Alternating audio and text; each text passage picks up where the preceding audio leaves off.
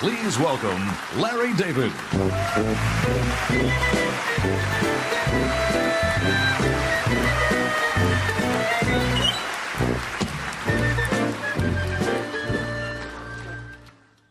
Thank you, thank you. That's very nice, lovely. I only hope you feel this way when I'm done, because I could destroy this night in 2 seconds. Easy, easy. My question is, what do these people have against Steve Martin that they would even ask me to do this? I mean, they're giving him this prize. It doesn't make sense. I'm the last guy you want to do something like this.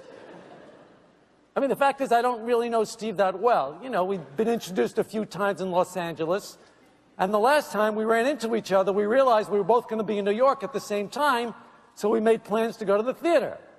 I thought, great. I'll get to spend some time with this comedy legend, you know, one of my idols, and really get to know him. Pretty cool. Pretty cool. So we met outside my hotel and started walking to the theater, and we saw this homeless guy. You know, and I got to tell you, when I see something like that, it really touches me. You know, it's just the way I am. Most people don't know that side of me. They think I'm the guy from the show. I'm not that guy. That's not me. That's a role. Okay? Come on, get real. So I took out my wallet and I gave him $50. No big deal. No big deal. I give it out. I don't care. Steve, by the way, not only doesn't give the guy a nickel, he insults him. He says, "Get away from me, you lazy bum. Get a job." I said, "Hey, Steve, come on, take it easy." He said, "I don't like bums. They creep me out." You see, you know what? I really shouldn't say anything. You know, he's getting this Mark Twain prize. It's not right. But come on, insulting a homeless guy? I can tell you Mark Twain would have done that. So the homeless guy staggers off, and we continue walking. And then I spot this cat stuck up in a tree. You know, I'm not a big cat lover. Their food always stinks up the room. They're mysterious. I don't really like mystery. But when I saw that decrepit little kitty cat up there, I knew I had to help it. That could be some poor little girl's cat. How's that poor little girl gonna feel missing her pussy cat? Again, a side of me you don't get to see. It's unfortunate, but I'm really quite a treat. Anyway, when I told Steve we had to save it, he went crazy. Have you lost your freaking mind? If you want to help the stupid cat, go ahead, but hurry up. He said this. You big Mark Twain prize winner. You big reason I had to dress up like this when I had 2 tickets to the World Series.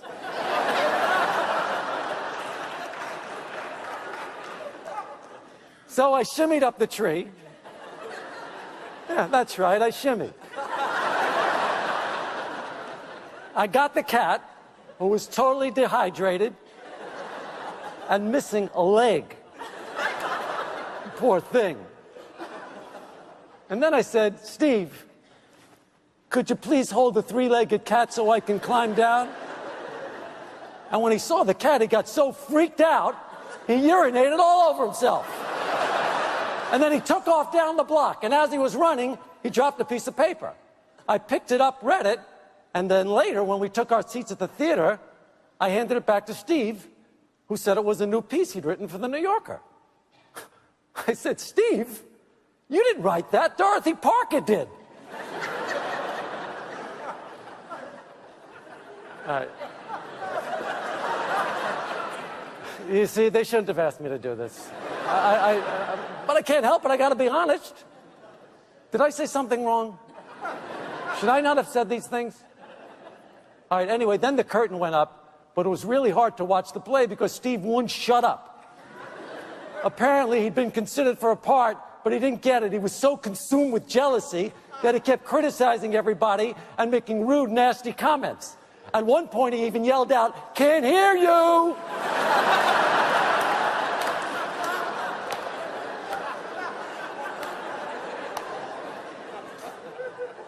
Then, at intermission, he walked into the lobby, started yelling, "Hey, everybody, it's me, Steve Martin, the Mark Twain Prize winner."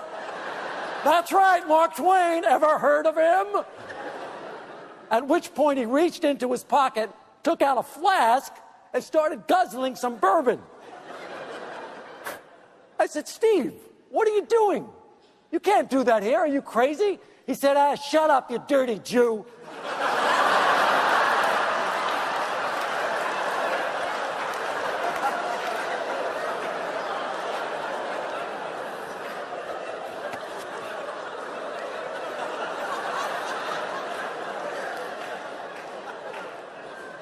Okay, I'm sorry, all right? I'm not a violent person, but I wasn't going to stand there and let some mean, selfish, plagiarizing, incontinent, cowardly, drunken egomaniac attack my heritage. So I popped him. Right in his nose, started bleeding. Oh, you should have heard him cry. It was sickening.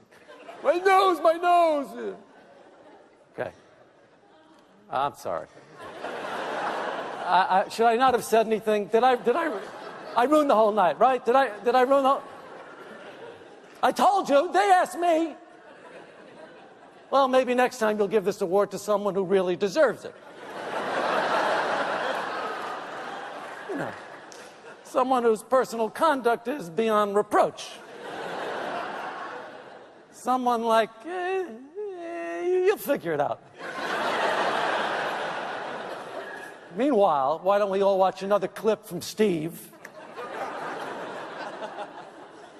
In this piece from Bowfinger, Steve plays a man desperately trying to get a deal from a major studio executive played by Robert Downey Jr.